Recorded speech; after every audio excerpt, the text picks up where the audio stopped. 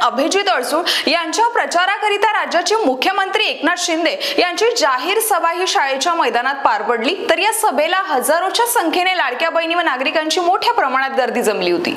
एकनाथ शिंदे यांनी लाडक्या बहिणीला 1500 रुपयावरून आता थेट 2100 रुपये केल्याची घोषणा करताच लाडक्या बहिणींनी टाळ्यांचा गडगडाट केला। तर दुसरीकडे शेतकऱ्यांना सरसकट कर्जमाफी व पिकांना योग्य भाव देण्याचे सुद्धा आश्वासन मुख्यमंत्री एकनाथ शिंदे यांनी आपल्या भाषणातून केले।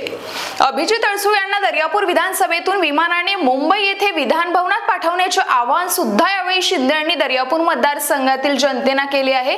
या भव्य सभेला महायुतीतील सर्वच घटक पक्षातील पदाधिकारी व कार्यकर्ते प्रामुख्याने उपस्थित होते। एकनाथ शिंदे यांच्या सभेनंतर आता दर्यापूर मतदारसंघात राजकीय वातावरण चांगलेच तापल्याचे दिसते। माझ्या भावांना, माझ्या शेतकऱ्यांना हेच आमचं स्वप्न आहे आणि म्हणून यामध्ये मी सगळ्यांना सांगतो की महायुती मजबूतीने लढते।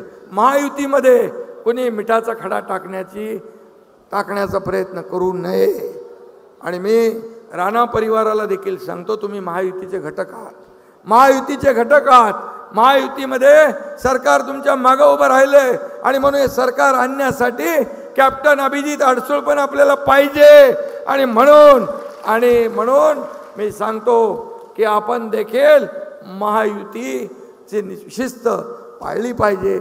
महायुतीमध्ये आपण राहायचं आणि महायुती विरुद्ध काम करायचं हे बिलकुल या ठिकाणी कोणी करता कामा नये, अशा प्रकारचं आवाहन मुख्यमंत्री म्हणून मी करतो आहे।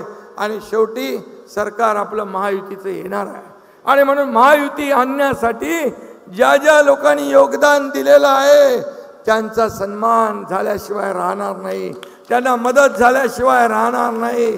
आणि महायुती कुठल्याही परिस्थितीमध्ये मी तुम्हाला सांगतो, आज जे 2.5-2.25 वर्षात केलेलं काम, याच्या कामाची पोचपावती या निवडणुकीमध्ये जनता दिल्याशिवाय राहणार नाही।